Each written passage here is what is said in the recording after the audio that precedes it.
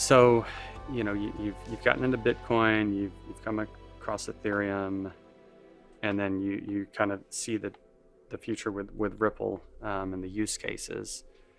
At what point did you start to diversify into some of the smaller altcoins?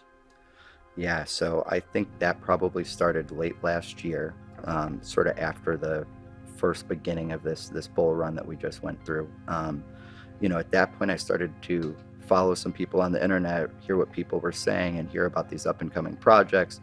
And at the same time, there was, a lot of these ICOs, these initial coin offerings that were popping up this year, and I started to learn where to find those things and read about those projects. And so I started to diversify into those pretty much, at the end of this fall or spring, excuse me. And I've really focused on ecosystems. I'm trying to avoid the one-off projects. There's a lot of excuse my language, but trash in the ecosystem out there. And so you really have to do the proper vetting. You have to understand, who is the leadership behind the project, what other projects have they been a part of, who's funding it, is Coinbase behind it, is a Binance Ventures group behind it, things like that. So now I want to circle back to something you touched on at looking at where the investment is coming in from. So you mentioned is Coinbase behind it, is Binance Ventures behind it. What do you look for with regards to that? So primarily I'm trying to understand, the investment group behind the project, right? What other projects have they been a part of? Have they been successful? But, also on the flip side of that, have they been part of a project that has, as they say in the community, had a rug pull, right? Where they've taken money from the investors. So looking for red flags, but also looking for the wins from the team. Okay, so on one hand, you're looking to follow the smart money, right? And then on the other hand, you're looking to avoid the bad actors. So you mentioned a rug pull. Would you talk about what that means? Yeah, so essentially what it means is that sometimes you'll see these new projects pop up and they'll try and attract a lot of new investors during, that ICO phase. And a lot of people get very excited and they pour money in without thinking.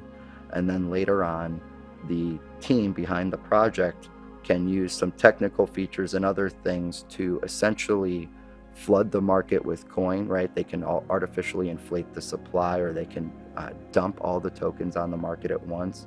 And it kind of just kills the market and it makes it illiquid so that the normal investor like myself I can't sell my coins anymore. There's no market to sell them to. And so that's where they say you're having the rug pulled out from under you because you have no recourse and you're out all your money. I hate to hear those stories. There's a lot of really ethical people in the space, but there's a lot of unethical players as well. So, you've talked about, smart contracts. You talked about Ethereum, Cardano, Solano. I think we mentioned Polkadot. Have you started to move out from those ecosystem or blockchain plays? I have, in some cases, I have invested in sort of one-off smaller projects that, in my view, is a very small market cap compared to the rest of the crypto space. So they are kind of, planting seeds at this point, but who knows what's going to come of it. So you're hunting for those hidden gems. What do you look for whenever you're looking for one of them? Yeah, so I look for the underlying technology, and what problem is it solving in the market, right? So I'm looking for that. I'm looking for which ecosystem it's tied to, right? So it could be part of the Ethereum system, it could be Solana or Cardano.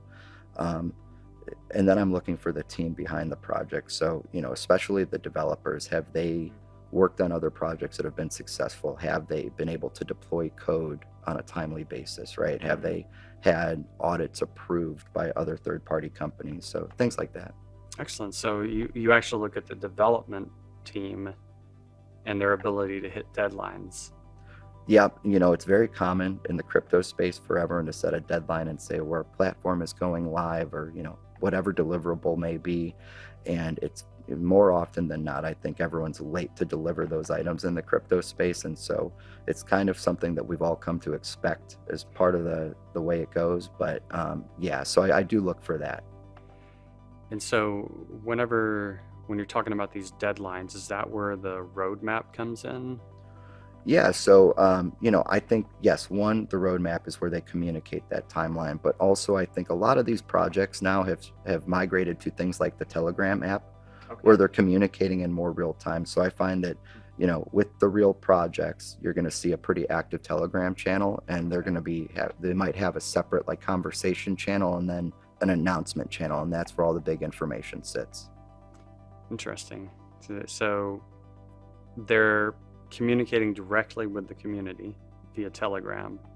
And just to recap, what you look for is an active conversation amongst the user base, as well as, good communication, one-way communication from the project to the community. That's correct. So yeah, you want to make sure that they're engaged with the audience and they're answering any questions we may have. A lot of time in those channels, you see a lot of people have fear and doubt about the project. They're really there to try and alleviate those concerns.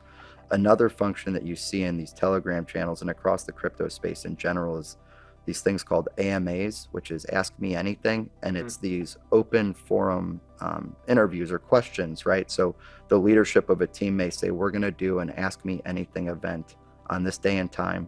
And then everyone in the Telegram can ask questions openly and they address them one by one. So, I think it's just a great way to create transparency in the community. What other sort of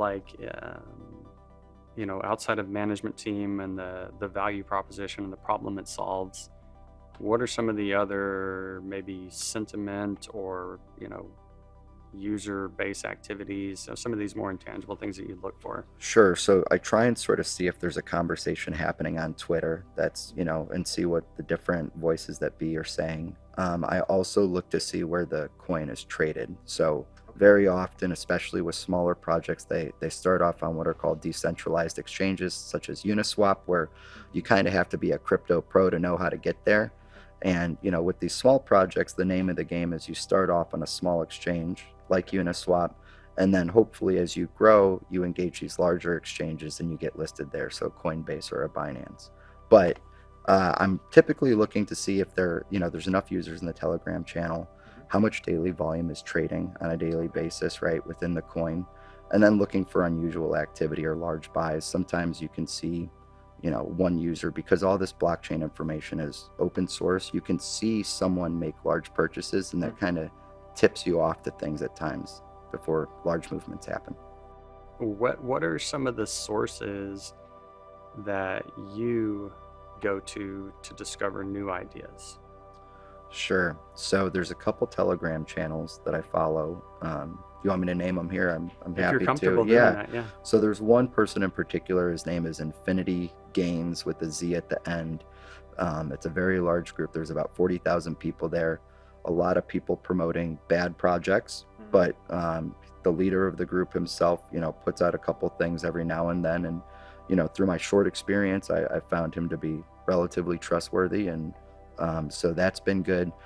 From a technical perspective, I think there's a gentleman on YouTube named Chico Crypto who does a really good job following the technical aspects of projects.